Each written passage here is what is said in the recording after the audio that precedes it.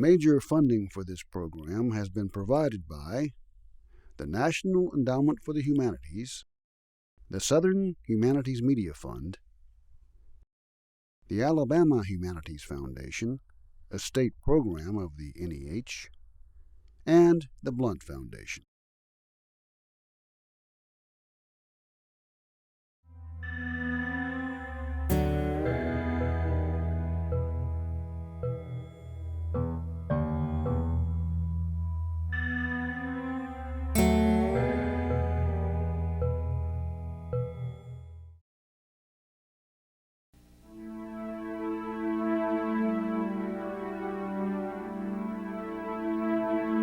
You've been sleeping at night in a dark room or trying to go to sleep. The little woman come in there to get a blanket for the baby. And she'll open the door that much, and the light will come in there, and you think it's daylight in that room, but it's not. It's still dark. Why, it's not daylight in Alabama yet. Folsom is one of the most consistent advocates of biracial justice and economic reform that this state has ever produced. He didn't like the Klan. Klan didn't like him. We wanted to vote for the President of the United States, or at least the President. The people loved him. The people knew what he was talking We about. fought it all the way to Supreme Court and fought it over They the were government craving of the state. a change.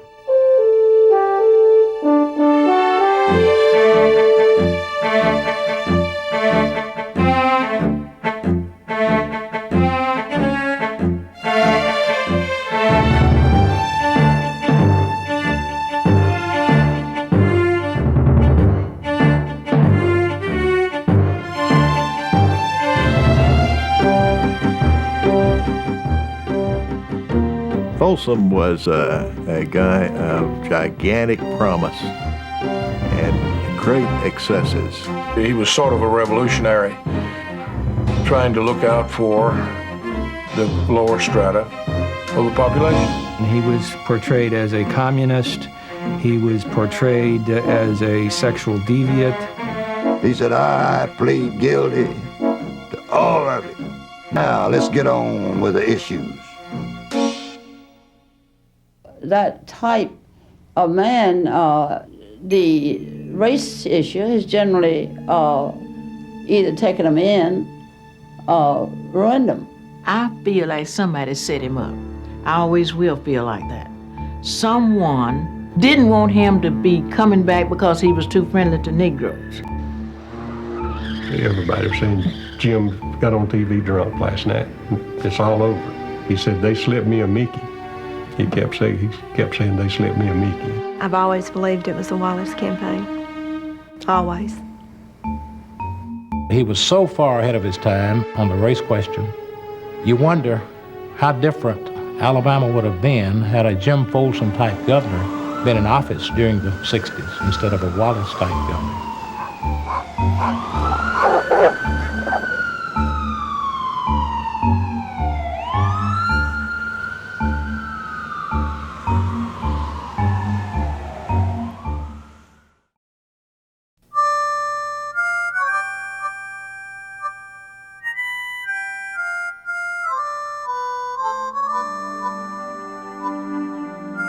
James Elisha Folsom, like the man who would be his follower, George Corley Wallace, was descended from the yeoman class, long the majority of the South's population.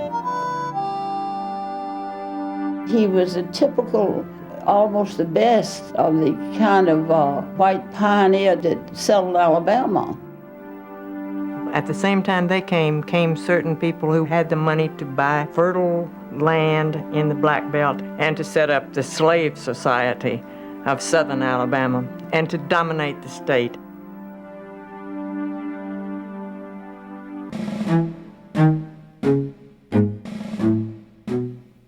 As in other southern states, Alabama's plantation owners led the fight for secession in the early 1860s. Montgomery, center of Alabama's Black Belt, became the first capital of the Confederacy. On the steps of Alabama's capital, Jefferson Davis took the oath of office as President of the Confederate States.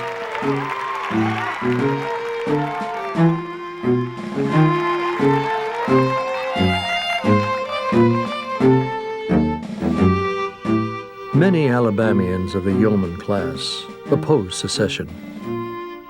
40-acre and mule farmers, their slogan was a rich man's war and a poor man's fight.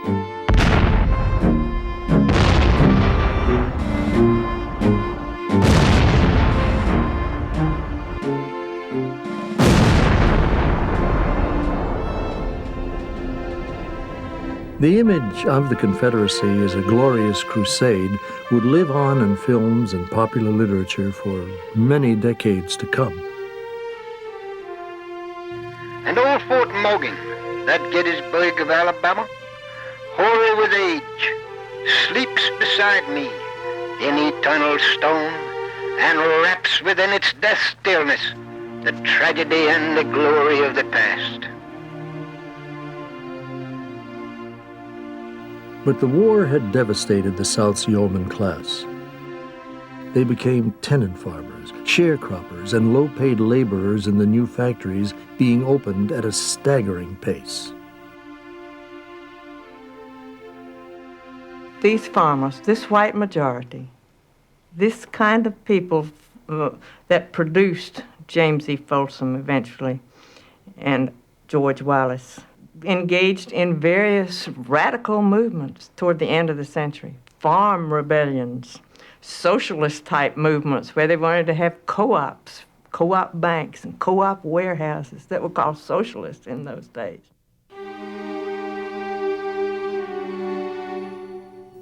Civil War memorials like Alabama's, dedicated in 1889, and the official outpouring of grief for Jefferson Davis could not hide the South's continuing unrest.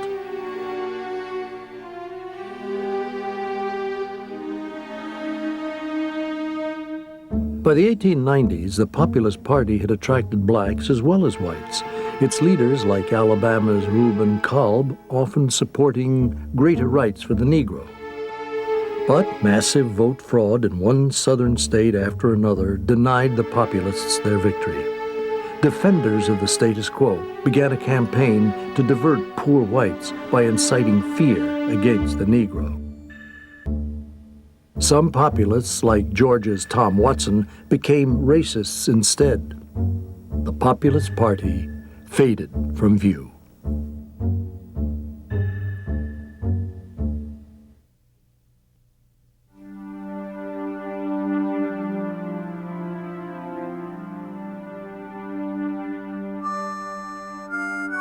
In the piney woods of Coffee County, Alabama, James Elisha Folsom was born in 1908. His family had been active in earlier Republican and populist reform movements in Alabama. In other words, they had been against the power structure in his family for a long time. So I said, Jim, you ever heard anything about the populist movement? And he said, well, hell, man, he said, my granddaddy on one side was head of the Populists, and my granddaddy on the other side was head of the Democrats. His uncle was a full-bore populist, active in the populist conventions, taught him a great deal about the earlier history of the country. Folsom dreamed of leading a new popular movement, succeeding where the populists had failed. But in the first decades of the new century, the South's ruling elites had solidified their power, imposing poll taxes and other measures to keep the poor from voting their discontent. The old guard in Alabama politics in that day were the new industrialists and the sons and grandsons of the plantation owners in the Black Belt, whose wealth came from the land and who didn't want to pay any taxes on it.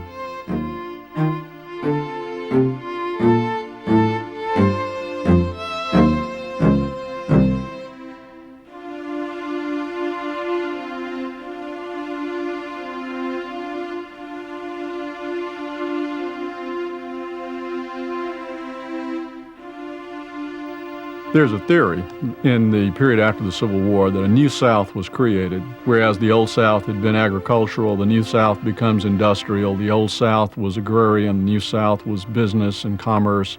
It really is not true. the South remained well into the 20th century the most rural, the most agricultural, the poorest area of the United States. Its industry was oftentimes the most rudimentary kind of manufacturing industry where products were begun here and finished, and most of the profits reaped somewhere else.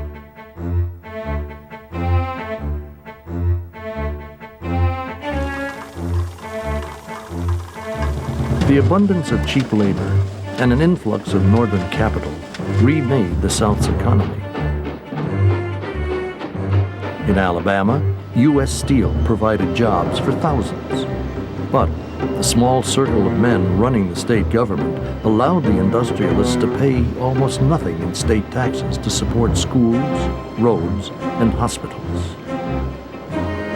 The South ought by all rules of political behavior to be radical, wrote historian V.O. Key. A poor agrarian area, pressed down by the colonial policies of the financial and industrial North and Northeast, it offers fertile ground for agitation.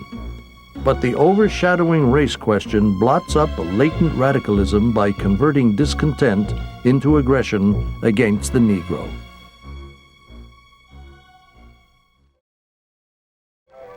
Folsom, in 1927, entered the University of Alabama, then dropped out of college when a disastrous flood struck his hometown of Elba. After helping his family recover, Folsom traveled cross-country doing odd jobs, working briefly as a barker at New York's Paramount Theater, then shoveling coal on merchant ships crossing the oceans. At age 26, he returned to Alabama to direct a federal relief program.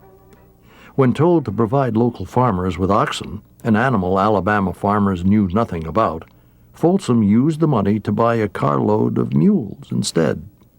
And the state headquarters sent a man up there and told him, now, you got to just get out there and get those mules back here because you violated policy. And he said, well, you fellas, if you want to get those mules back, you better go back and get the National Guard because I don't believe those farmers are going to give those mules back. Well, that story had gone around the state.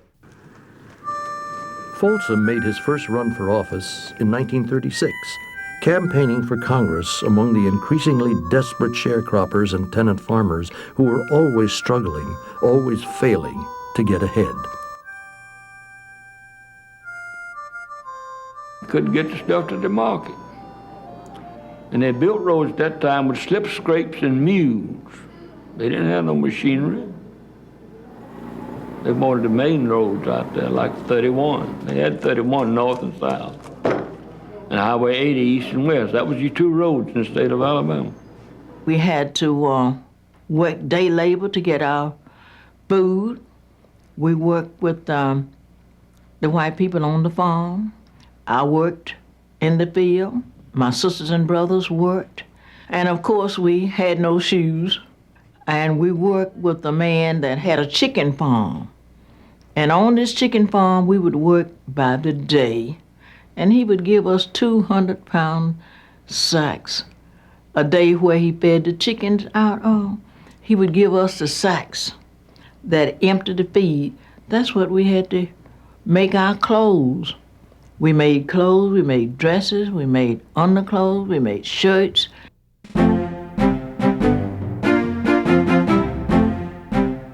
Folsom lost his initial bid for public office, but the massive popularity of Franklin Roosevelt and the New Deal gave him hope for the future. To the elites who had run the South since Reconstruction, the New Deal was a dangerous form of social experimentation, an unwanted increase in federal power, encouraging the labor strife that struck cities across the South in the 1930s, as well as attempts by the Communist Party and other groups to organize tenant farmers, black and white. Franklin Roosevelt begins to bring about certain laws which intrude into this state's economy, such as the minimum wage and the 40-hour week, and the Wagner Act, saying you have a right and the federal government will back you in that right to join a labor union. And all of these things anger the Alabama political establishment so that they become vitriolic anti-Franklin Roosevelt people. Endorsing the politics of the New Deal, Folsom ran for Congress a second time in 1938. Again, he lost. He married and started a family, then moved from South to North Alabama, widening his political base. When he ran for governor in 1942, no one gave him a chance. Uneducated, an outsider to the establishment, he'd never won election to any public office. When he came in second, the newspapers called it a fluke. But Folsom sensed a current of discontent ready to burst into the open.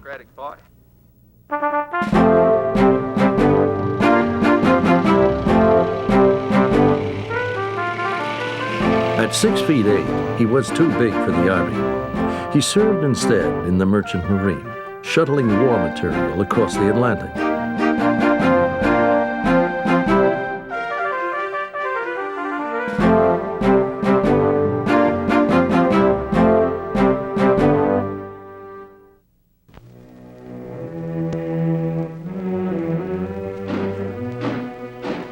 With the death of Roosevelt, many wondered if the changes he'd brought about, the concern for the common man, would go on. The South's old guard was already making plans for a return to fiscal conservatism.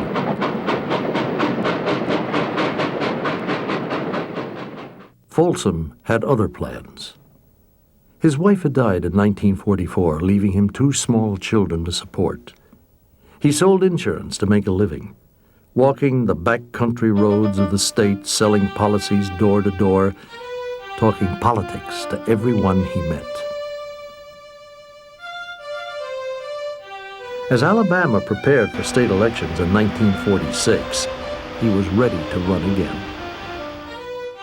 We started off with $100, going from town to town. We had a string band, and we'd start playing, the crowds would start gathering. People in those smaller places they'd never seen a governor's candidate, many of them.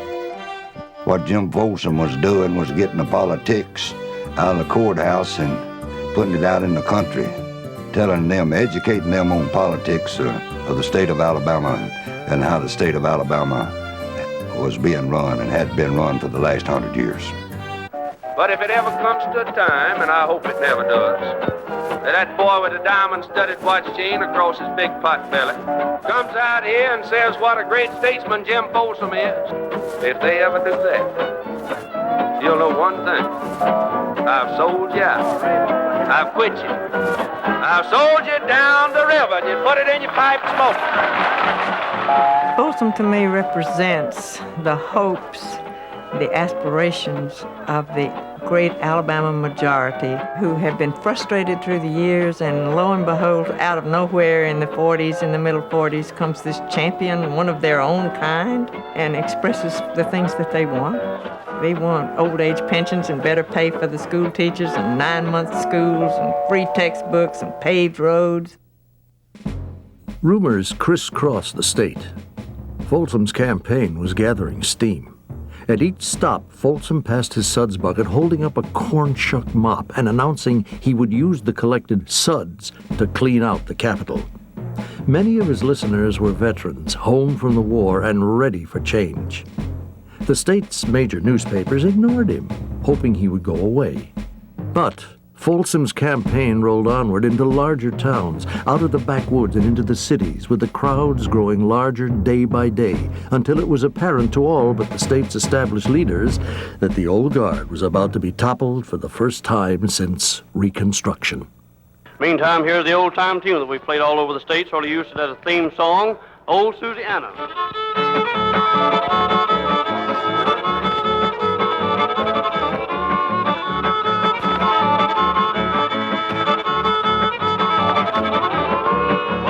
Alabama with my banjo on my knee. I'm going to Louisiana, my true love for to see. Rained all night the day I left, the weather it was dry. Sun so hot I froze to death. Susanna, don't you cry, for it's old Susanna, don't you cry for me. I'm from Alabama with my banjo on my knee.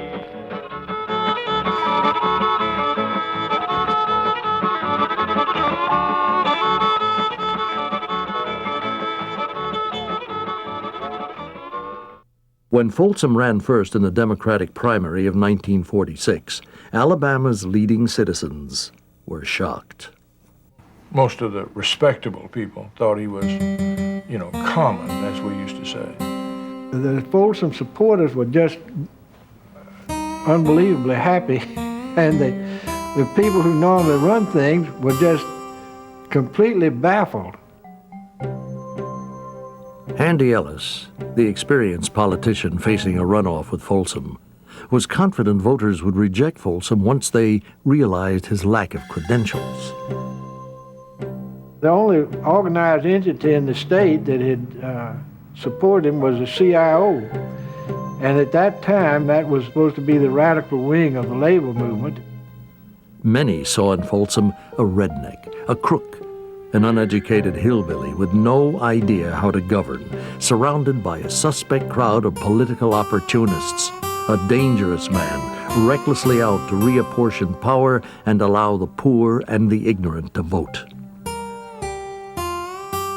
If you're accustomed to thinking of Alabama politics as a debating society among factions and people you know, it was a little alarming. The people have had their small fun, said Folsom's opponent. The time for clowning and hippodroming and putting on a medicine show must now come to an end.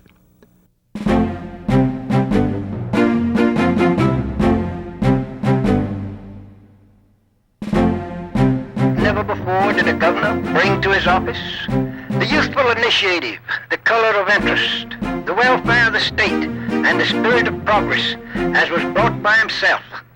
But alas, never did a governor meet with so much obstruction from the privileged class.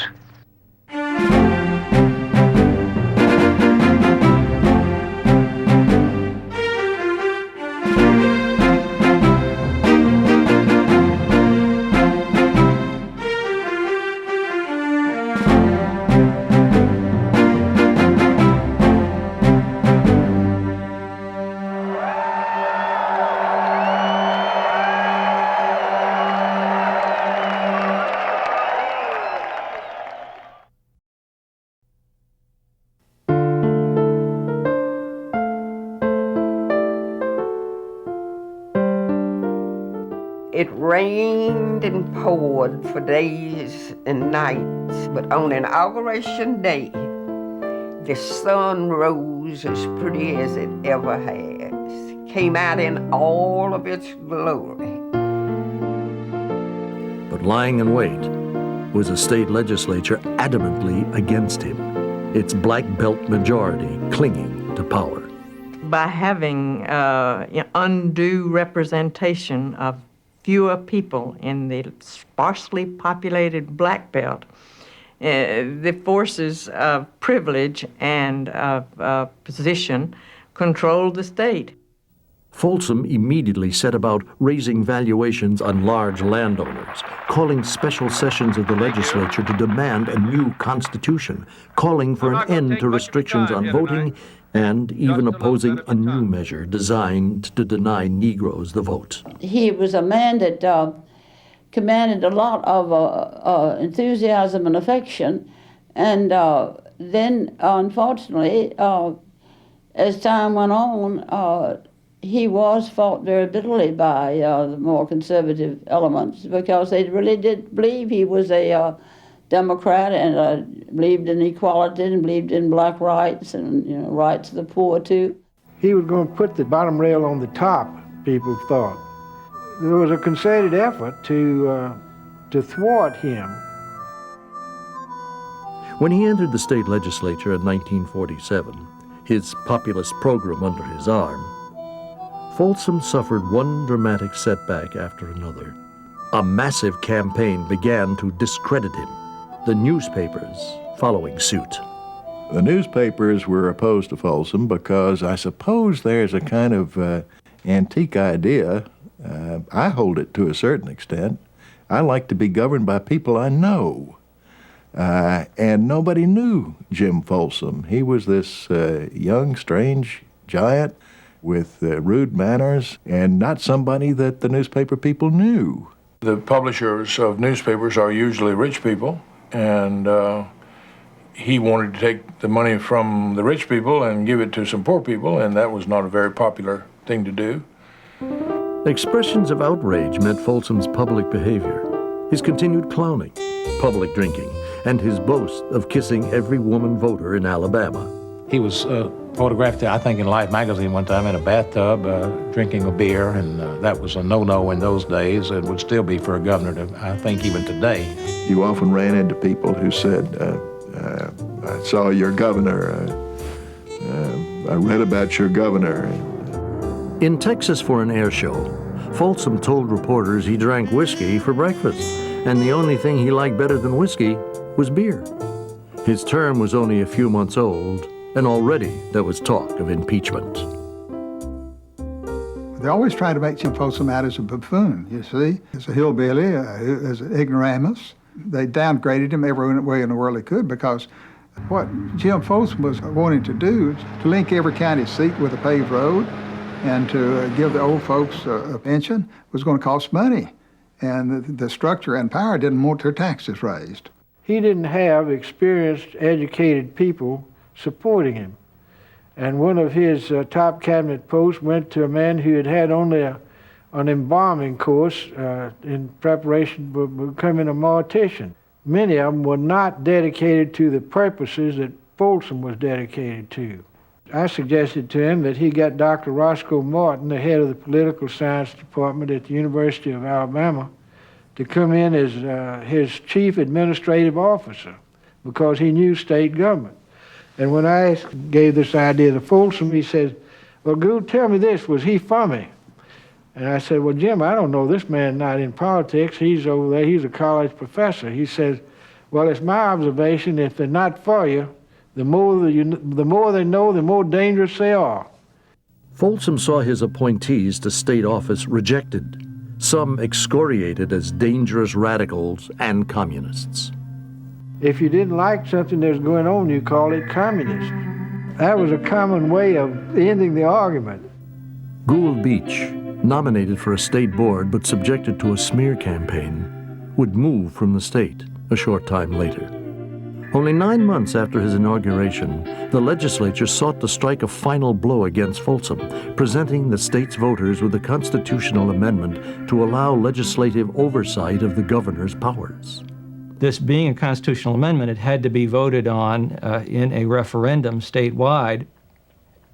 And basically what happened was they underestimated him. Folsom had failed to move the legislature, but with the people, he had his way. Thank you. Thank you. When I went up there as governor, the big boys, they had no respect for your state government. No respect at all. If he owed $100,000 in taxes, he'd go up there and get some political influence and carry it along with him, and he'd dump that $100,000 worth of taxes right out the window. Stealing from you, and you was paying yours. He was stealing $100,000 worth of school buses from you that you see running up and down these highways. Teacher salaries. When you sent me up to Montgomery, you sent me up there and among a little clique that had handed down the power and reins of your state government from family to family since the days of slavery. And that bunch saw a threat to me coming up there. Now listen, we just got our foot in the door. And he would say, folks, my friends tell me they're out to lay a trap for old Big Jim.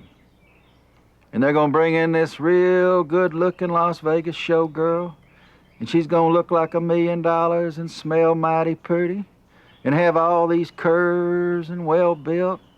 Well, folks, let me tell you something. If they set that kind of trap, and more especially if they bait it with that kind of bait, they're gonna catch old Big Jim every time. The legislature's effort to curb the governor's power was decisively defeated. They didn't understand his mass appeal. They didn't understand that the common people regarded Big Jim Folsom as their leader. Dear Mr. Folsom, for 2 years I've been hoping to find someone who would be fit and worthy of a pair of fine leather house slippers left by my husband. They are size 12.5 maroon. If you wish, I would be glad to forward them to you. Mrs. Mary Sadner. Dear Governor Folsom, when I lived in Alabama 20 years ago, a politician had only to drool about the race issue, and he was ipso facto elected. Thank God those days are gone, and decent people like you have a chance. Charles Anderson, St. Louis Public Schools. My dear sir, I believe all who assume a position of political importance today should be the highest type gentleman possible. I am therefore quite bothered by any official thinking kissing technique is of any importance at all as qualification for office. Respectfully submitted, Miss Ruth E. Herring. This elderly lady came to Jim and said, Governor, I would give you some money if I had any. And Jim said, honey, you mean you ain't got no money? He called one of the boys who was passing the sud bucket. And he has a large hand. Jim was a big man, and he put his hands down in the bucket. He pulled out some money and said, honey, he said, hold out your hand.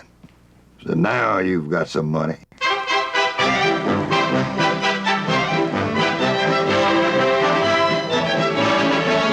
Public excitement greets the Alabama governor, who says he kissed 50,000 women voters. Barbizon Studio models hail Kissin' Jim Folsom as the bachelor of the leap year.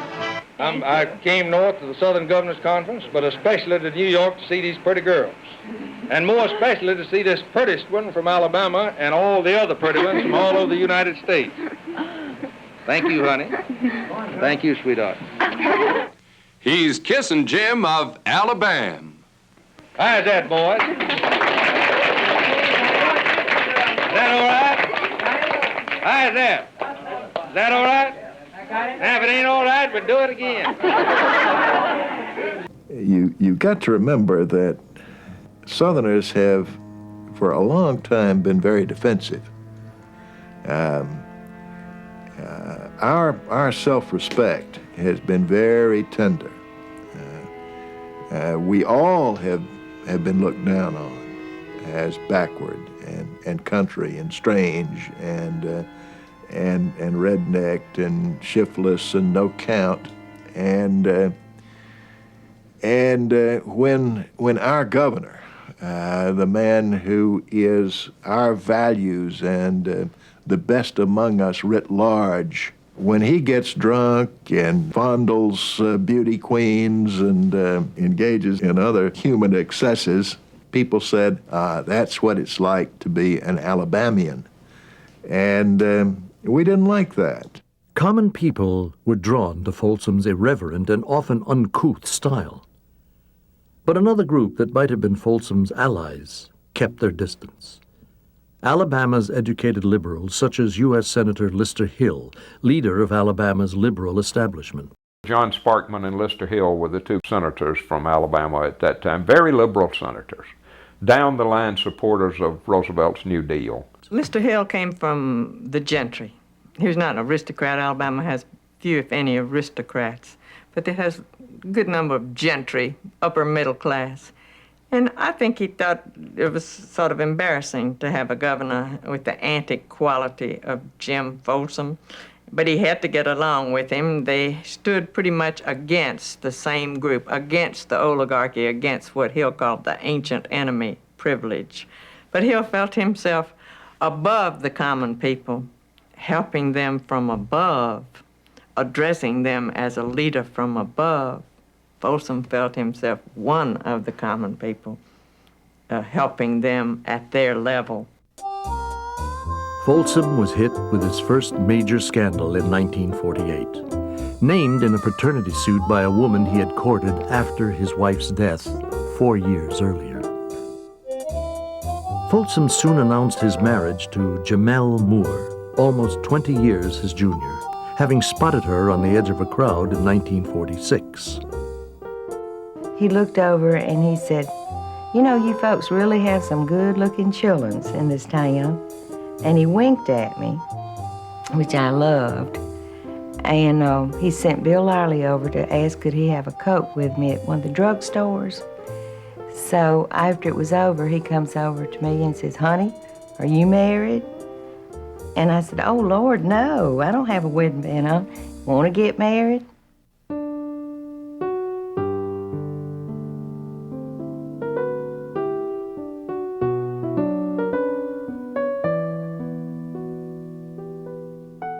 But Folsom had suffered the first political fallout from his personal behavior. The paternity scandal kept him out of Alabama's delegation to the 1948 Democratic Convention, where an historic fight was about to take place.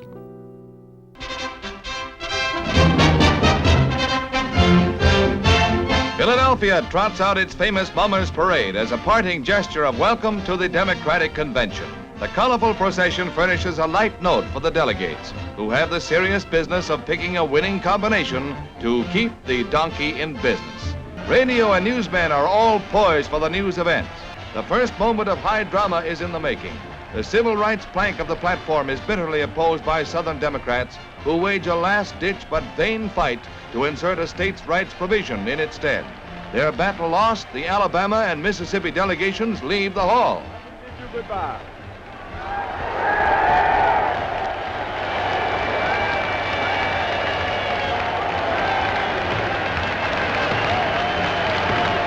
The walkout climaxes the Southern feud with President Truman, which has gathered momentum for the past 6 months. The departure of the Dixie delegates for a time threatens to throw the entire convention into disorder. 22 of Mississippi's delegates and 13 of Alabama's 26 join the exodus, preparing to hold a caucus later in Birmingham.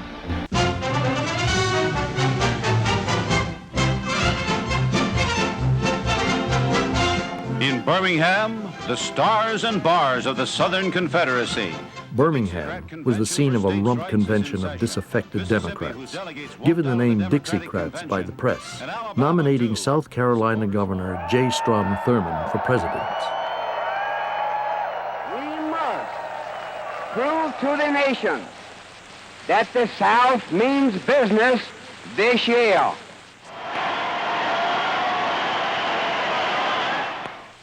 In the words of John Paul Jones, we have just begun to fight.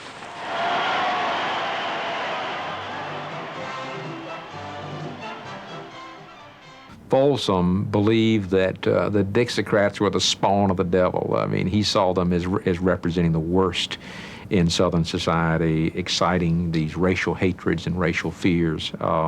Big Jim Folsom was part of that small group of Southern politicians like Huey Long, who always saw race as a diversion from the real issues of politics, the real questions, and those were economic questions. Many of the Dixiecrats were members of the old guard. The Democratic Party for them was the party of states' rights, which meant the state's right to keep the Negro in his place. It was all about excluding the black from voting. Folsom denounced the Dixiecrats as race baiters, whose real goal was to stifle democracy and suppress the poor, both black and white.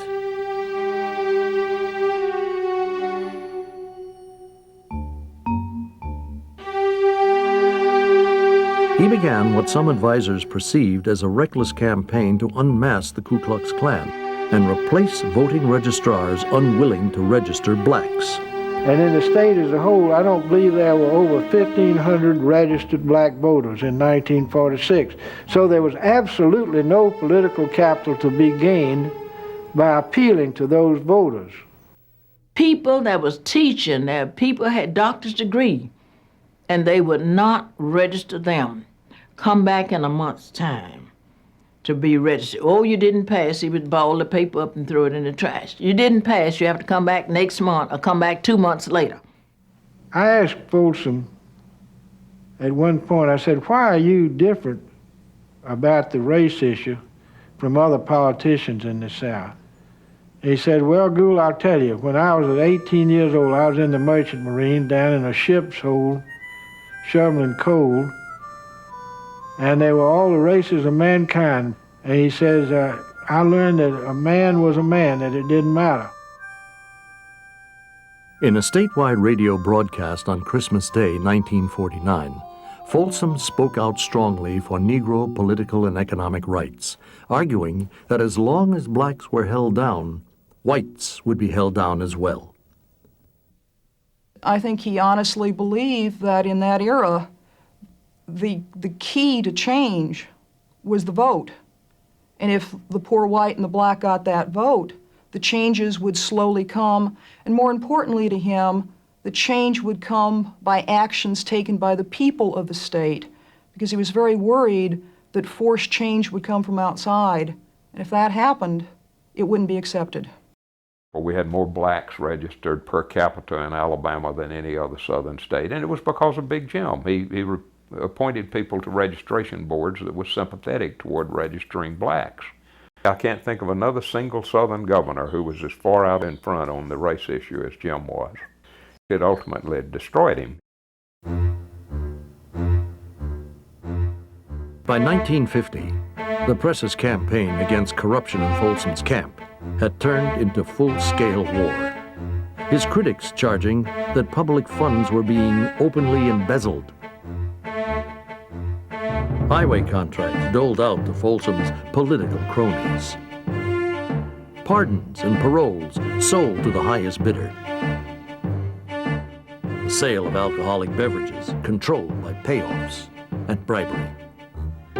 The same sort of corruption has existed in Montgomery for ages. What happens is that the small-town con men of Alabama are elected to the legislature, and they go to Montgomery and they look around for the money tree, and they shake it real good. There was a lot of corruption in the Folsom administration, and it, I mean, you know, really serious corruption. They were known as the Folsom crowd, cronies who'd helped him get elected and were now enjoying the spoils. 4 long years after his populist victory in 1946, fought to a standstill by a defiant legislature, he was adjusted now to the realities of politics, where nothing just happened. Everything was arranged. He said, I stole. Yeah, I stole. I stole for you and you and you and you. Talking to the crowd out there. He was somewhat like Huey Long in that respect. You know, 10% of every state contract was skimmed off to go into somebody's pocket. And you can't defend that sort of thing, but what you can defend is his record on race and also his record as a populist. He really, truly wanted to improve the lot of the poor people in Alabama. We were going to this school at night, and we got stuck in the mud. Came a big rain, the cloud burst, and we were about an hour late. But the people were still there, and they were hanging out the windows and, so to speak, the rafters, and they were still waiting for us to get there. So Jim said, boys, y'all tune up. And he called me over to the microphone. He said, Roland, come over to the microphone. He said, hold up that foot. And he said, now, folks, there ain't going to be no more mud on that foot the next time we come here. Now, he said, you boys play them a few tunes. Said, I'm going back here and shake hands with people. And that's the shortest campaign speech I ever heard, because he did. He went back and shook hands with the people, and the next time we went back to that schoolhouse, with no mud on our feet, because he paved the roads. He paved roads all over the state of Alabama, you know, North Alabama, West Alabama, East Alabama, South Alabama. Jim Folsom paved the roads. He had a good platform, which they're still carrying out today. The sun shines so hot I froze to death. Susanna, don't you cry. Oh, Susanna, don't you cry for me. 'Cause I come from Alabama with the banjo on my knee. 'Cause I come from Alabama with the banjo on my knee.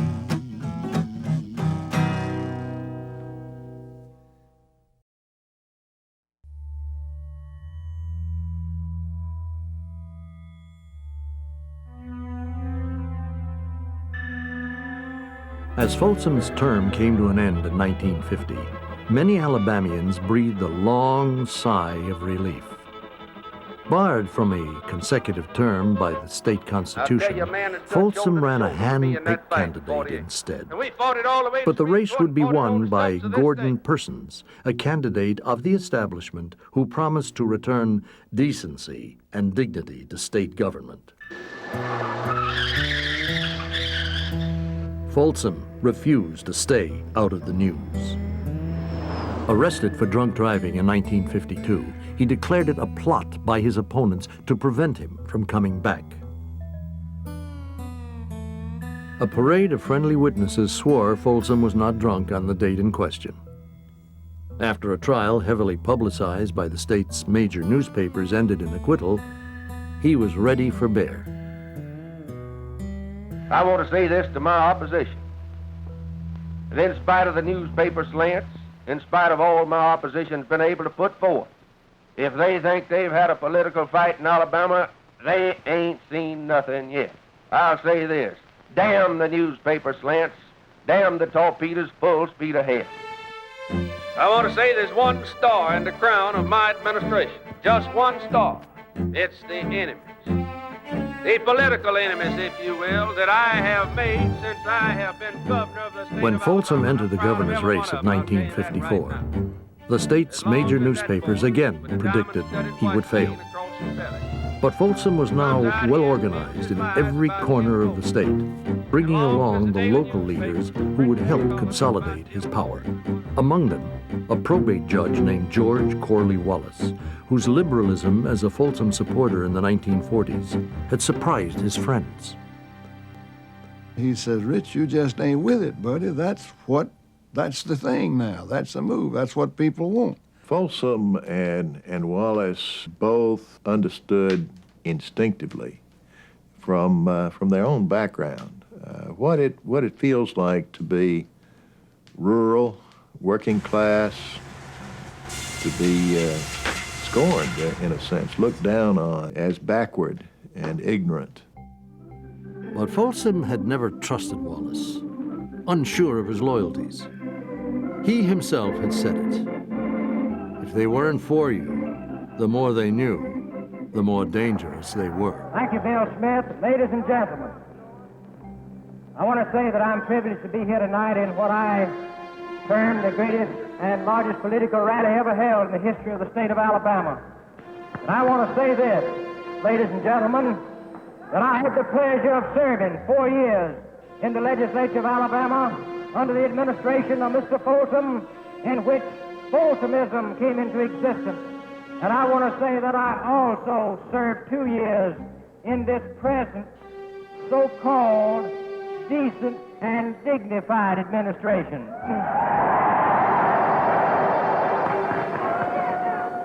There are some people in Alabama who feel and who felt that when the masses of people, the grassroots, elected them a governor in 1946, that it couldn't be a decent and dignified administration.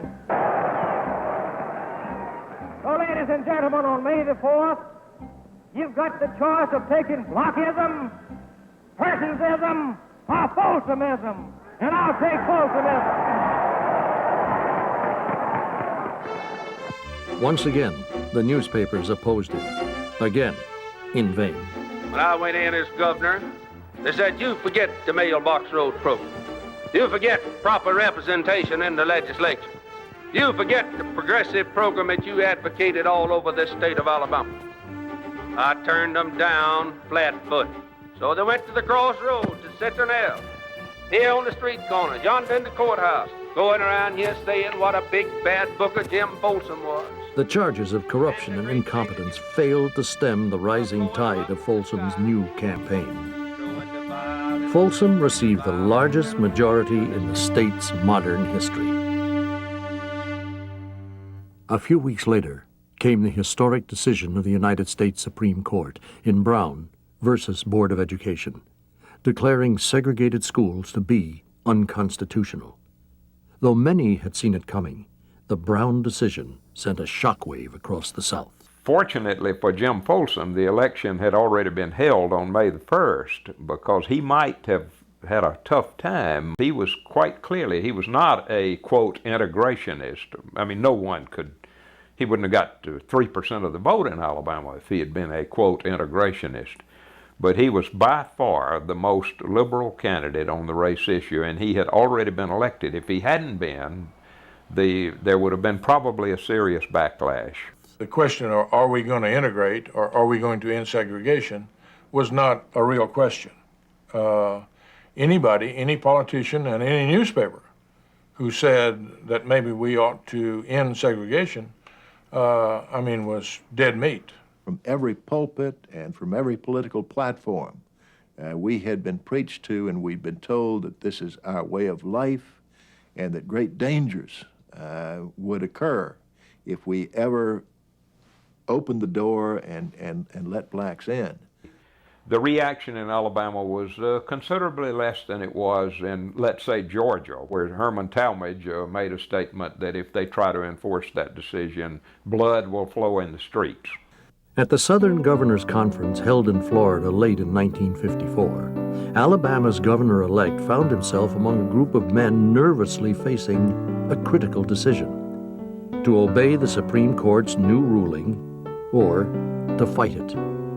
A joint resolution was drafted urging opposition. Folsom refused to sign.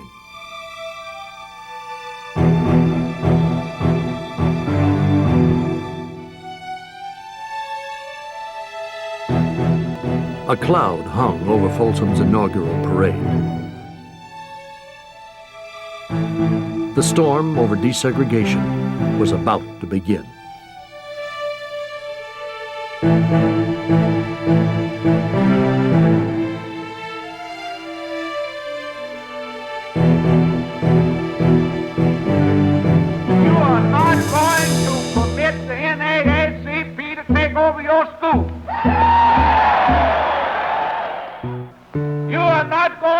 Permit the NAACP to control your state.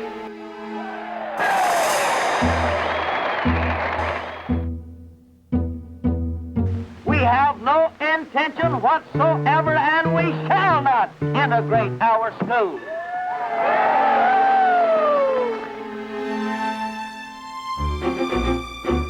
Folsom was by now accustomed to the raw use of power. He quickly pushed through the legislature a new program of road building, expanding the state docks, increasing the old age pensions he'd initiated in the 1940s.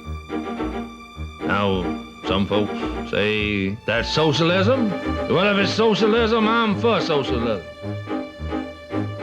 But economic issues were rapidly losing ground.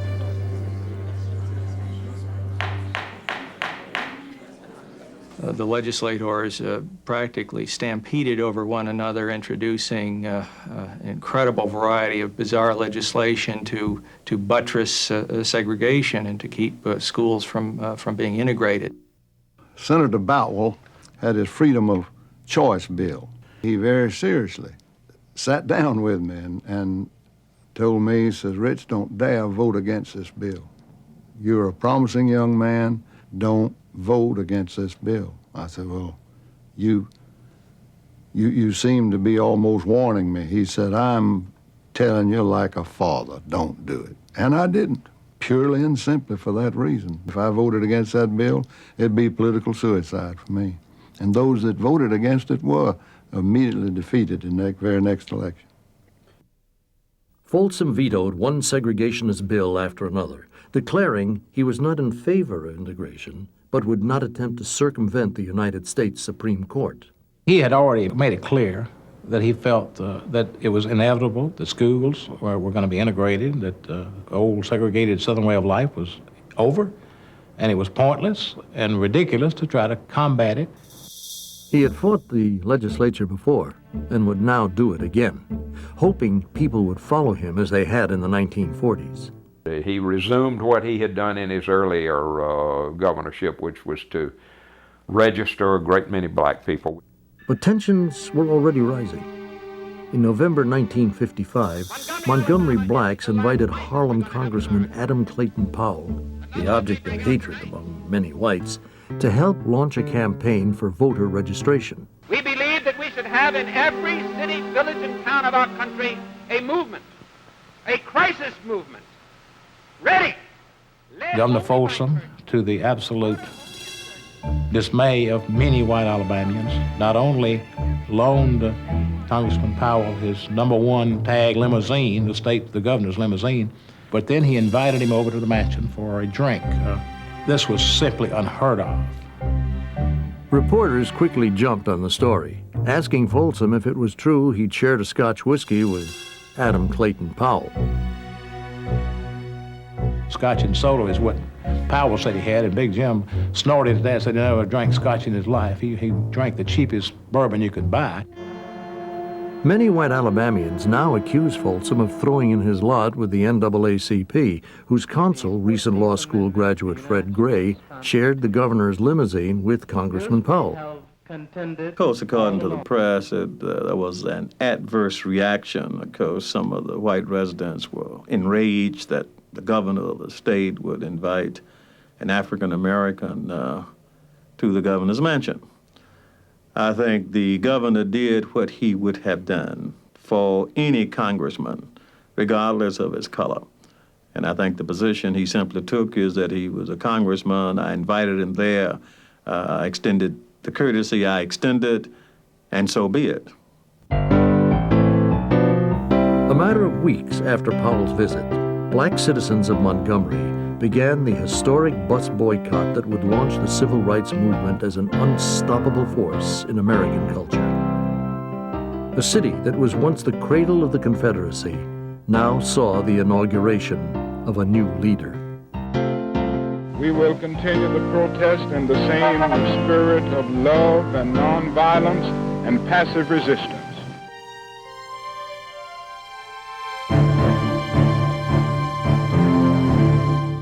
The violence began. The home of Martin Luther King and those of several others shattered by bombs.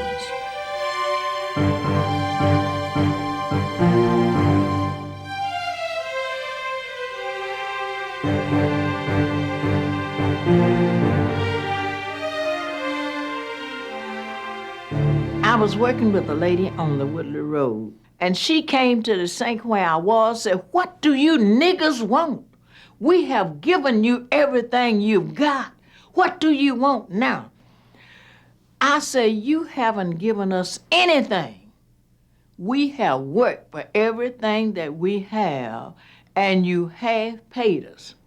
The $2,000. Shaken by the public's response to the Adam Clayton Powell affair, Folsom tried to appear even-handed, offering a reward for the arrest of boycotters who had engaged in acts of violence, as well as those responsible for the bombings. As governor will see that they are prosecuted in the court where anarchists are tried. But secretly, Folsom was meeting at the mansion with Martin Luther King in an effort to mediate the dispute between the boycotters and the city of Montgomery. When the city refused to listen to his plea, Folsom reportedly urged King to push his demands even further. The whole world is looking at Alabama today. They're looking for us to do something towards peace between the races. I've asked you here. Hoping to promote a dialogue between blacks and whites, Folsom assembled the state's newspaper editors, most of whom had been against him from the start, to solicit their help. The judges, the legislators. The Montgomery Advertiser responded, "Folsom has deeply offended and estranged public opinion in Alabama. Help me to He arrive is now paying a price for his at folly." some solution. He could have been a mitigating force. He could have perhaps, with the alliance of some of the better people, it would have been a very curious alliance. But there's that strange irony that the people who always opposed Folsom would have been his ally in terms of trying to make the shift to an integrated society a peaceful one. By the beginning of 1956, some of Folsom's key supporters had abandoned him. George Wallace, who had shared the podium at Folsom's inauguration, broke with the governor, using the drink with Powell as a pretext. That's at the point where he decided that if he was going to have a future in Alabama, he was going to have to break the color line with Jim Folsom, and he's going to have to come out and be very much against the blacks, and that was the breaking of them. And they broke. They broke forever politically. The full effect of Folsom's racial stand became apparent in the spring of 1956 when Folsom ran for Democratic National Committeeman, an office routinely won by sitting governors. He was now a committed family man with 7 children and more to come. But his opponent, Charles Mackay, had a stronger weapon. He had sponsored a resolution in the legislature nullifying the Supreme Court's desegregation decisions in Alabama, an absurd resolution Folsom had dismissed as hogwash. Well, that young Mr. Mackay destroyed Governor Folsom statewide in a statewide election. I mean, it was 3 or 4 to 1. It was just humiliating. The incumbent governor, who had just won re-election, a second term by one of the biggest votes in history, had fallen so far, so fast. At meetings of the White Citizens Councils organized to resist the NAACP, the mere mention of Folsom's name now brought thunderous jeers.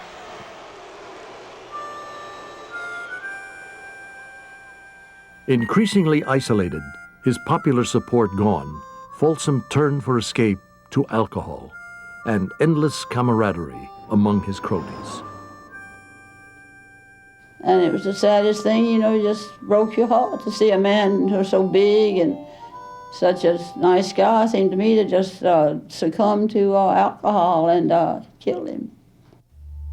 As his mail began to run against him by as much as 10 to 1, as he realized he could not control the hysteria of his times, his drinking accelerated, often encouraged, some said, by his friends out for themselves. He had some people around him who were looking out for their own interest in both administrations.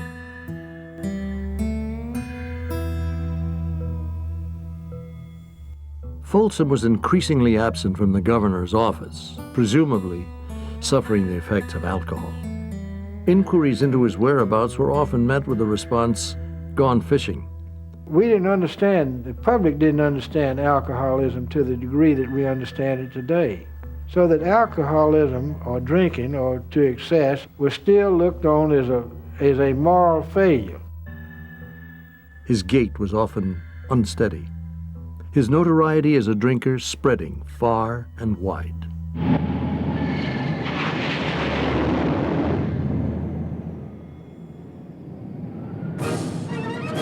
When the Southern governors met in Newport News, and the commander of Naval Air Atlantic took them out on a new carrier, and they were going to launch a new jet, and these great catapults were released in this dragon's breath of steam, and the jet went hurtling down the deck, and it began to rise, and then it quivered.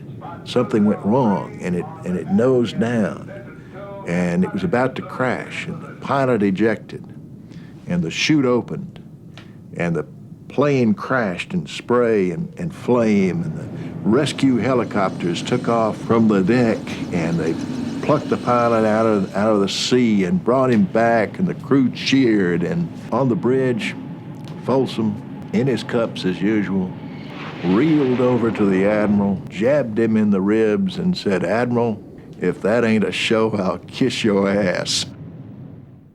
In the spring of 1956, a United States district judge ordered the University of Alabama to admit Negroes for the first time.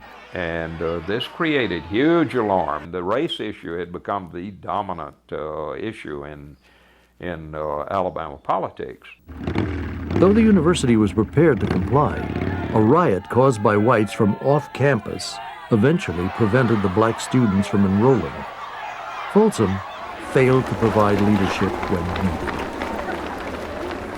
He couldn't personally discipline himself, and he's not able to produce what he seemed to offer to the people who voted for him. Lister Hill, this gentry product, is in the House and the Senate 45 years, and he equivocates on race, and he cries nigger, as the word was in those days. He is not a vicious demagogue, but he demagogues in order to stay in office, and he produces a lot of good legislation because he's patient, because he compromises. And Folsom is impatient, and he doesn't know the art of compromise, he doesn't know the art of governance, and he, in the end, self-destructs. I'm honest about it. I don't think I could be elected to anything. I have said that before. I said one time I couldn't be elected. Don't catch you. But I've got one policy, and I've stuck to it religiously. It's to work with the Negroes and the white leaders,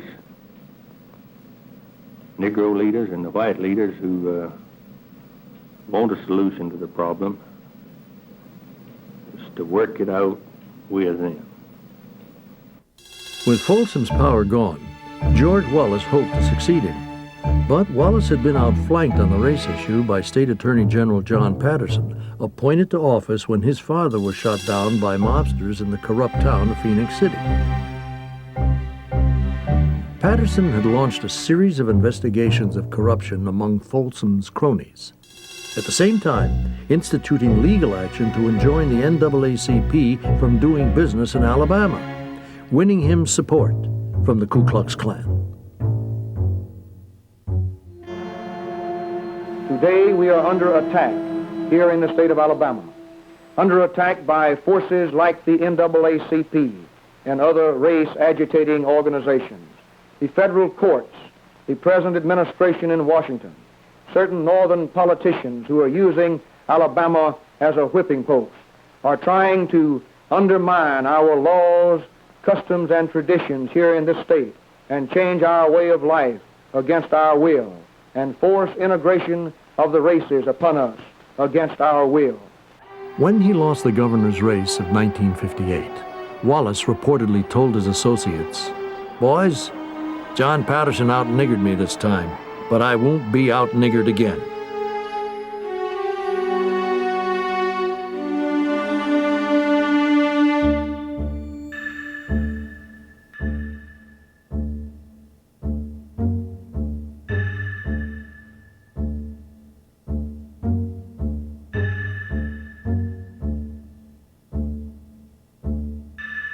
His defeat of 1958 had barely been confirmed when Wallace began the work of toughening his image on race. I will not comply and I will not produce records as requested by this subpoena issued by the Civil Rights Commission here in Montgomery, Alabama. The people of this state can administer fairly and impartially the laws of this state without any aid of this Civil Rights Commission, which in my opinion is a commission formed by the influence of carpetbaggers, and it's going to wind up acting as a kangaroo and a mock court. Alabama in the next 4 years would see a dramatic increase in racial violence. In 1961, Freedom Riders were firebombed on the open highway, then beaten savagely by mobs in Birmingham and Montgomery. Over the protest of Governor Patterson, who blamed the violence on the Freedom Riders themselves, President John F. Kennedy mobilized Alabama's National Guard to protect the Freedom Riders as they continued their journey.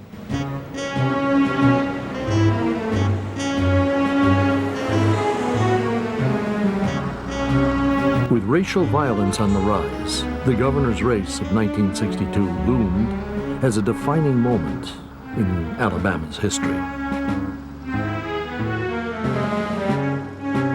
I've had enemies of mine that go all over this state and say, George Wallace is too strong for segregation.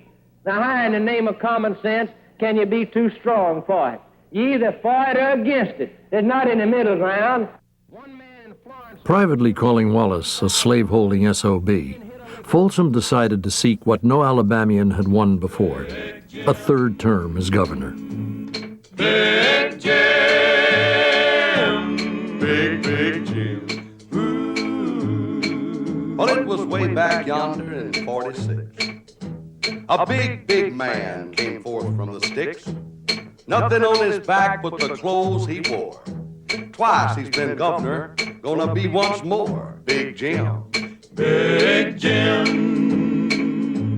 Big Jim. If it's it's a mistake for old age pensions, hospitals, and roads, and so forth, building more roads than any other governor in the history of this state, then I'm guilty. If it's a mistake of leadership, of calling 5 special sessions for reapportionment before the federal government forced us to, starting 15 years ago, if that is a mistake of leadership, then I'm guilty again. The young man's vigor had faded. But Folsom stressed his experience and the need for a steady helm in the troubled days ahead.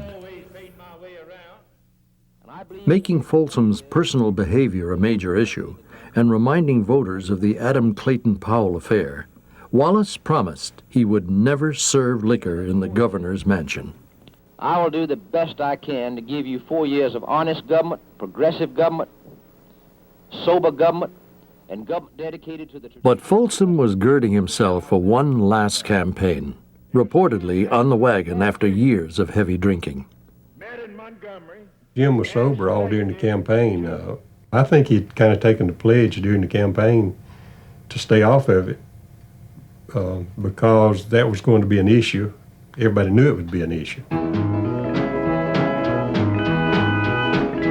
Yes, Big Jim Folsom's gonna be that. There were signs of a Folsom resurgence, acknowledgement of the hope he had given the common man in previous campaigns.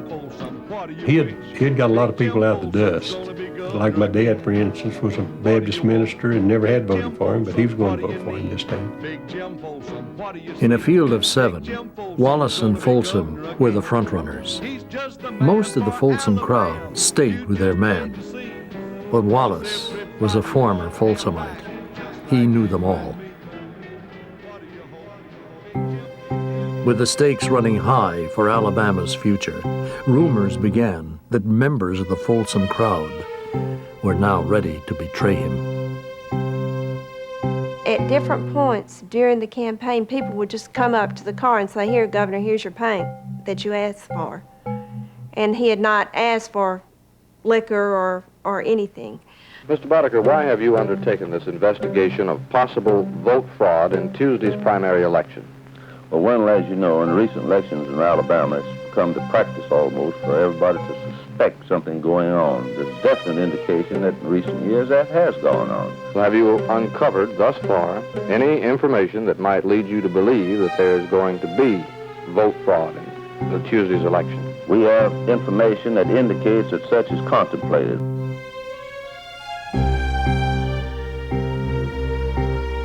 Back then, you'd hear of all sorts of things going on in political campaigns. Usually they didn't kill anybody, but... In a tight race with George Wallace, Folsom would stake his entire campaign on a final election eve broadcast on statewide television to be presented live from a station in Birmingham.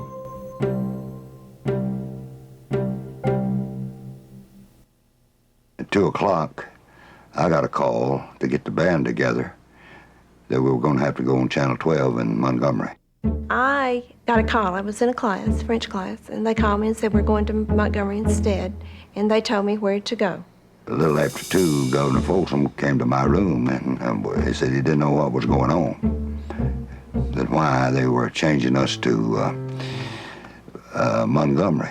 One of the people real close to Jim Folsom had given him a drink on the way from Double Springs to Birmingham, and maybe more than a drink, because Jim would take a big drink. Got to Montgomery, and I went in to see him at the motel he was staying at, the Holiday Inn. And there were 2 people in front of the door, and they wouldn't let me go in and see him. The next time I saw the governor was at the TV station. Then I went over to some people and asked them what was the problem. Then they said everything was all right, that a man had gave him a double sedative, then that he would calm down, but he didn't. Folsom had been provided with whiskey by a trusted campaign worker named Jerry Gwynn, who had accompanied Folsom in the car driving to Montgomery. I had heard, that he would bear watching because he had been seen meeting with some Wallace people. As Folsom's last night television appearance was beamed across the state, it was apparent a disaster was in the making. Well, it showed him behind the scenes there before we got up there to talking. He was sort of wobbling and shaky, and somebody else was talking at the time. And when he got on TV, he just flubbed the dub, he mumbled his words, and he just wasn't himself. A technician at the TV station projected images behind Folsom that were upside down. Some said it was deliberate. And it was embarrassing, it was funny. You sat and watched it and didn't believe you were seeing what you saw. He couldn't remember the names of his kids. He messed up Jamel's hair. We didn't have a TV at headquarters. And I was there when the phone started ringing and telling us to get Jim off the air. And of course, we thought he was in Birmingham when he was in Montgomery. So we tried to find him and never did find him. Oh, ladies and gentlemen, this parade was made up of men and women, boys and girls from every county. A documentary film had been prepared specifically for the election eve broadcast, showing images of Folsom's 1946 populist crusade, his program of road building, education, and old age pensions. Inexplicably, it was not turned on. Folsom was allowed to ramble incoherently as his handlers stood by. And all they had to do was turn a switch. And I've always wondered what happened from that day on. And I still do. From the reactions we got in Coleman the next day, you know, it was everybody was saying, Jim got on TV drunk last night. It's all over. And it was. Jim Folsom's going to win, I know that it is true. It's written on the skies above, emblazoned on the blue. So go on to the polls and vote Big Jim right in, and then your conscience will be clear and not bogged down in sin. You'll all come, you'll all come. We were going down in defeat. It was obvious early, and it was awful. People were calling in, offering to buy votes all night long. And two of his key cronies walked in the door, and I was sitting in the room, and they said, well, it's all over, and they had smiles on their face. Now, these were not men that were upset. And I probably never laid eyes on either one of those men again. And I don't think that they ever came to our house again. Now, it would be hard to, 30 years later, for me to sit here and say they weren't involved. I'm absolutely convinced that they were. Sure believe somebody kept him out of that race. I'd bet on it. Conspiracies by their nature are difficult to arrange and to conceal. There is certainly circumstantial evidence, but no concrete evidence that Big Jim Folsom suffered from anything other than excessive drinking, probably aggravated by fatigue and other factors. All the governor ever told me when he got back, he said, they slipped me a Mickey. He kept saying they slipped me a Mickey. I've always believed it was a Wallace campaign. Always. The Wallace campaign. And whoever was responsible for that.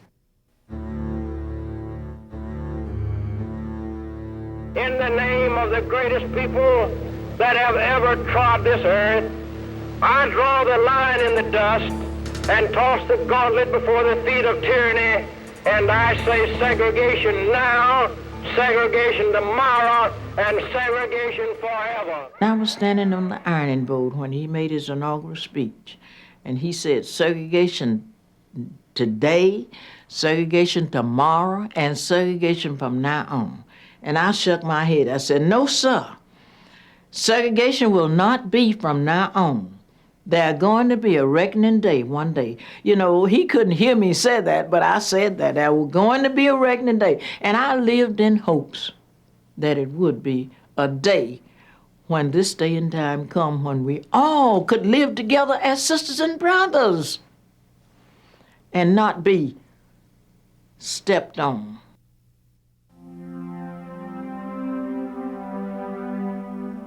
Wallace's defiance would spark a major escalation of racial violence in 1963. Police dogs and fire hoses used against peaceful demonstrators in Birmingham.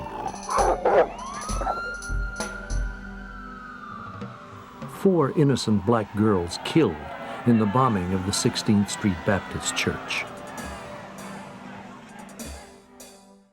It's tempting to believe that if Folsom had not been afflicted by other problems, and notably his problems with alcohol, I think his poor leadership at times, and his choice of people surrounding him, it's tempting to want to believe that he could have made a difference. Had there been a common cause between the Folsom forces and the moderate liberal forces of the state, much of the turmoil and the tragedy and the bloodshed and the violence and the hatred and the lost opportunity that came with the period of racism under Wallace and Patterson might have been avoided.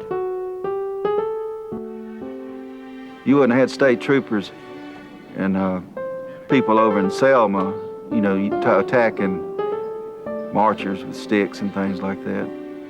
He would have settled the racial issues in a different way. He could have been a mitigating force because there wasn't any meanness in him. He did not evoke dangerous emotions. He affirmed the common man. Wallace sort of sicked the common man. Wallace exacerbated the problem because he said, "These are your enemies."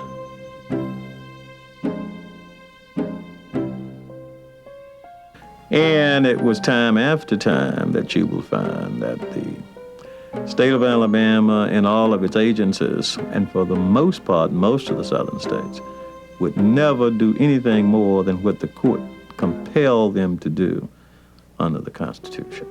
And I think that's a tragedy.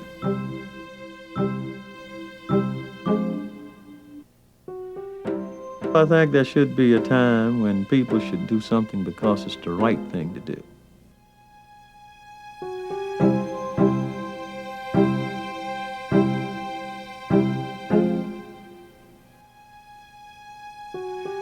Once I believe it was in the 70s, when I was teaching at the University of Alabama at Birmingham, I called up Jim Folsom in Coleman, then in retirement, and asked him if he would come and just let my class see him and talk a little bit to my class. And shuffled this great big giant ruined hulk of a man. The students were amazed to see him poorly dressed, but still trying to come across with the old Folsom magic, trying to tell of his glory days and of his programs and of his hopes. Folsom, at times destitute in his later years, would be remembered more as a drinker, a man who'd embarrass the state than as the reformer he set out to be. When you ask people today about Big Jim Folsom, you couldn't find nobody that voted for him at that time. He won the race, but then you couldn't see anybody to say they voted for him. There would be no more flatbed trucks. There would be no more bluegrass bands on the courthouse square. We just got the door of progress opened in Alabama. He had encouraged the hopes of poor Alabamians held down for 100 years. He had advocated the rights of Negroes long before their votes could do him any good. On Folsom's death in 1988, he was finally recognized as a man corrupted by politics, but able to rise above it, to stand tall against the injustice and hypocrisy of his times. Oh, come from Alabama with the banjo on my knee. I'm a-gwine to Louisiana, my true love for to see. It rained all night the day I left, the weather it was dry. The sun shines so hot I froze to death. Susanna, don't you cry. Oh, Susanna, don't you cry for me, 'cause I come from Alabama with the banjo on my knee. 'Cause I come from Alabama with the banjo on my knee.